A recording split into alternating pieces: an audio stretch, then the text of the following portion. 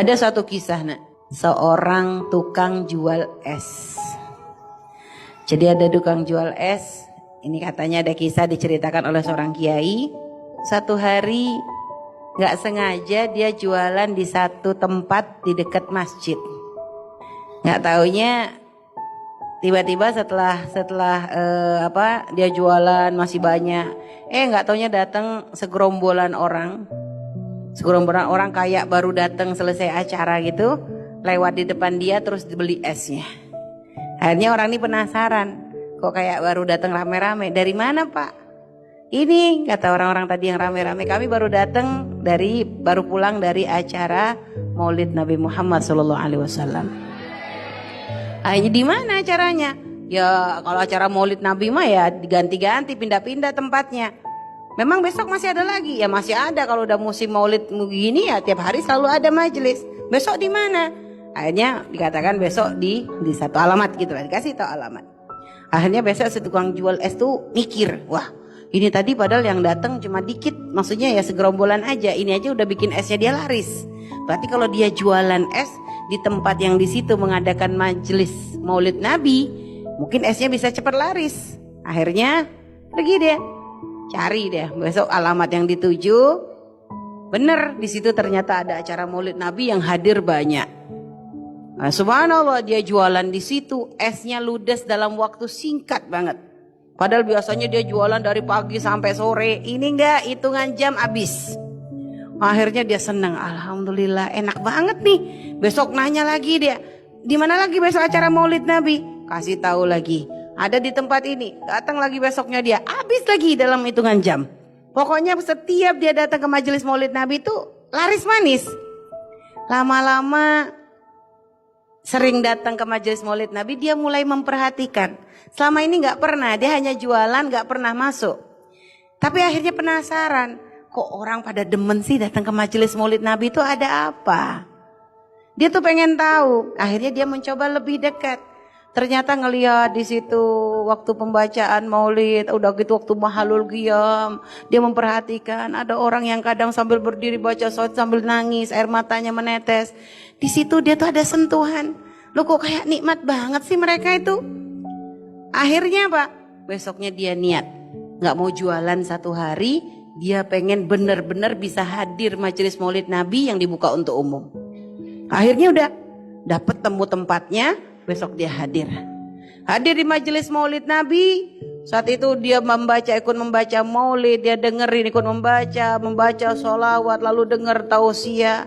Apalagi waktu pas mahalul qiyam, dia ngerasakan ada sesuatu yang masuk di hatinya. Dia ngerasakan kayak ada getaran khusus, sehingga dia tuh sampai nangis. Dia sampai, ya Allah, kok ternyata hadir majelis maulid Nabi itu nikmat banget. Kenapa gak dari dulu aku tuh hadir? Dia merasa bersyukur banget. Akhirnya rasa candu dia. Kecanduan datang ke majelis maulid Nabi. Keesokan harinya mulai ada peningkatan. Biasanya dia jualan. Terus dari itu dia mencoba untuk hadir. Akhirnya keesokan harinya dia jualan. Plus dia bagi-bagi es gratis untuk orang yang datang ke majelis maulid Nabi. Sekali.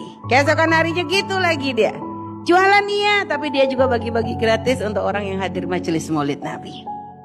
Senang dia, sampai ada orang yang bertanya, Pak, perasaan saya tuh lihat Bapak tuh kok sering banget bagi-bagi es gratis, emang gak rugi? Akhirnya kata orang, saya tuh selama ini tuh belum kenal maulid, gak pernah kenal maulid. Tapi waktu berapa ini saya dengar ngerasain hadir di majelis maulid, saya kok ngerasa seneng banget. Jadi saya tuh kepengen berbagi kepada orang yang hadir majelis maulid Nabi, supaya saya tuh bisa sambung dengan Nabi Muhammad SAW. Subhanallah. Kadang ada orang awam gak punya ilmu, tapi ternyata kalau sudah di hatinya dititipkan rasa cinta kepada Nabi itu luar biasa. Nih loh, makanya introspeksi kita nih kadang sering nyentengin, karena kadang kita kebanyakan ilmu, akhirnya malah prakteknya kita kurang. Sampai akhirnya si penjual es tadi tuh niat, ya Allah, saya niat nanti tahun depan saya pengen ngadakan acara majelis maulid Nabi Muhammad SAW. Mulai dia nabung sedikit-sedikit dari penjualan es. ada disisihkan untuk acara Maulid Nabi tahun depan. Terus setiap hari sampai akhirnya begitu memasuki bulan Maulid tahun depan, dia punya duit cukup untuk mengadakan acara Maulid Nabi. Akhirnya senengnya dia, ya Allah, alhamdulillah. Akhirnya bisa ngadakan majelis Maulid Nabi di rumah. Akhirnya belanja, dia ngundang 100 orang, gak tanggung-tanggung. Pengen siapin untuk 100 orang acara Maulid Nabi di rumahnya tuh, ngundang 100 orang. Dipanggil tetangga-tetangganya, diundangin semua, didatengin satu-satu. Gak pakai undangan, didatengin. Datang ya, saya mau ngadakan acara Maulid. Datang ya, saya mau ngadakan acara Maulid.